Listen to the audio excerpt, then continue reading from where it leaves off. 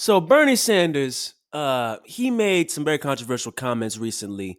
He was on, I think, MSNBC. MSNBC. He was on MSNBC with Chris Hayes. It was about a week ago, and on MSNBC, he said that the joint task force between him and Joe Biden, they came together and released a moderately progressive platform that didn't include Medicare for all, didn't include Green New Deal, didn't include legalizing weed, but Bernie said that if those reforms were enacted under a Biden presidency, it would make him the most progressive president since FDR. Those were extremely controversial comments. Everybody went bonanza over that. A lot of people, the more fringe, radical parts of the radical left, those types of folks, they had a lot to say about that type of thing because they're always the ones calling Bernie the sellout, calling Bernie a cuck. You know what I'm saying? Those are the types of people saying those things about Bernie Sanders.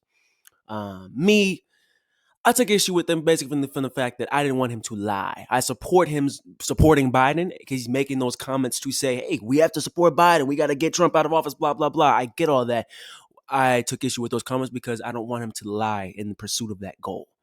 You can be intellectually honest while also supporting Joe Biden and saying Donald Trump is a disaster and the worst president in modern history. We got to get his ass out. So he has a new round of comments. Check them out. See what y'all think. I actually have a better take on it this time. What do you say to people who have concerns that these plans don't go far enough? Well, I'll tell you, I don't think they go far enough. And the people who are on representing the progressive community on the task forces don't think these proposals go far enough. But the answer is to elect Joe Biden and then to strengthen our grassroots movement to make sure that in all respects, the environment, the economy, healthcare, we have a government that represents all of us and not just the few. But I think it is very hard for anybody to seriously look at these proposals, whether it is on healthcare, whether it's on the environment or climate change, whether it's on education, whether it's in the economy, and not to see that if these proposals were to be implemented, Joe Biden would be the most progressive president since FDR. It's a significant step forward, but in truth, it's not all that I would like. So he said, and I quote, I don't think they go far enough, but the answer is to elect Joe Biden and then to strengthen our grassroots movement. That's valid. That's valid. And again, he repeated the remark, if he enacts these reforms, he's going to be the most progressive president since FDR. I have serious doubts that he will, but that's only if he's unobstructed. And that's the caveat that he's starting to throw in there. We need to strengthen our grassroots movement. We have to hold his feet to the fire. And those are the parts of the remarks that I extremely appreciate. Because that's just the facts. That's the utter facts. The fact of the matter remains is that Joe Biden is still the nothing will fundamentally change candidate. Right? New stories came out today. This guy's getting in money from all over, from big Wall Street firms to California real estate developers to Silicon Valley, big money. They're pouring in huge sums of money into this guy's campaign. He raked in $100 million in the second quarter of fundraising.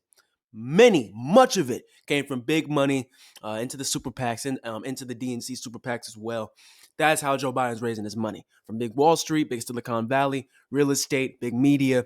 That's how he's raising his money. We know that about Joe Biden. Over the last 50 years that he's been in Washington, we know his record. Wrote the crime bill, wrote the bankruptcy bill, voted for the war in Iraq. Right? We know we know this guy's record. So we don't have to debate about if he's a progressive or not. But the fact of the matter remains is that Donald Trump is an existential threat. Donald Trump is an existential threat. That's plain and simple, dude. You look at the world around us right now. You look at the state of affairs. You see the coronavirus pandemic waging out of absolute control. You see cases surging, 75,000 cases just the other day, right? While the rest of the world has gotten a handle on this virus, here in the United States, we haven't even got a handle on the first wave. This is wave 1B. It's raging out of control because this guy's at the wheel, not wearing a mask, not putting in national contact tracing, not putting in a national mask order, not putting in the basic health system preventative measures that are necessary to stop the spread of the virus. Now it's out of control.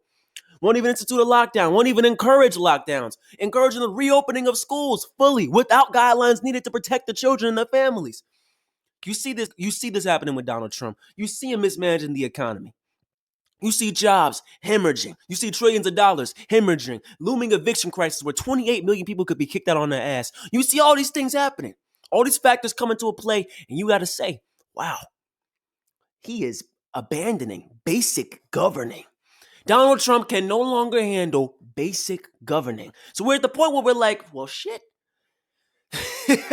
These options look real tough right now, don't they, Bob? Yeah, they do. But we're going to have to go with the lesser of two evils. We're gonna have to go with the guy who can handle basic governing. That's the point that we're at. So take it or leave it, man. That's what Bernie's trying to say. Joe Biden is the corrupt neoliberal rapist war criminal. We understand that. We understand that about him. Hate Joe Biden. Hate everything that he stands for with the Democratic establishment. I hate the fact that he's raising all this money and cropping up this campaign from big Wall Street firms, from big real estate firms, from big Silicon Valley firms, from all these investors and doing these big schmoozy doozy fundraisers with the likes of Kamala Harris and Elizabeth Warren and Barack Obama and Hillary Clinton. I hate that. I hate it with a passion. But at the end of the day, when it comes down to saving thousands of lives by instating a Biden presidency and handling basic governing, or putting thousands and thousands of more lives in the balance in the hands of a Donald Trump presidency.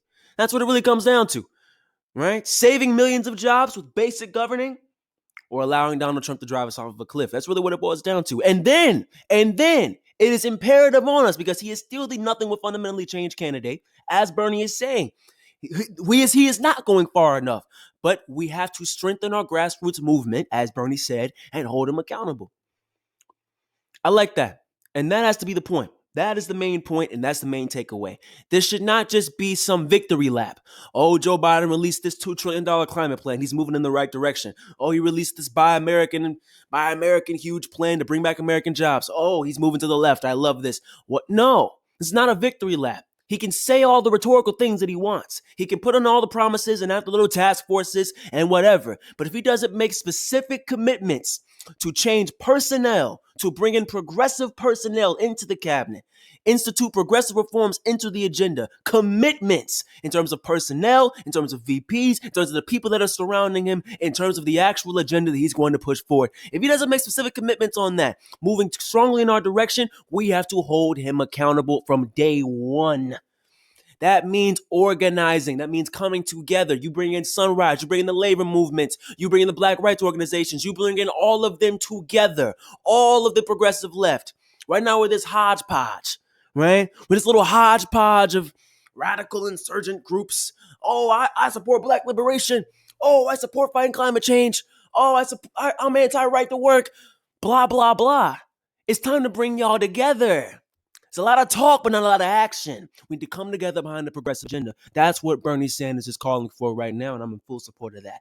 I like this Bernie Sanders, because we need to vote Trump out of office. He's an existential threat, but most importantly, this is a call to action. I am instituting a call to action to y'all. Bernie is as well. We have to fight. So it's time to get involved. Organize. Become active in this movement, and you keep your eyes on the prize. Keep your eyes on the prize. Because if Joe Biden is elected, we're going to have to hold his feet to the fire on a Green New Deal, on Medicare for all, on tuition-free college, on a living wage. Across the progressive agenda, we have to hold him accountable. That means getting in the streets. That means making phone calls and volunteering and donating for progressive insurgent campaigns to get the Democratic establishment out of Congress on the state, local, and federal level. That means organizing a true movement. So to do that, if you need any questions, if you need any more info, you hit me up. But that also means joining organizations right here, right now, like Sunrise, U.S. Youth Climate Strike, Justice Democrats, PCCC. There are plenty of organizations doing the good fight. Y'all need to join, because this is incredibly important stuff.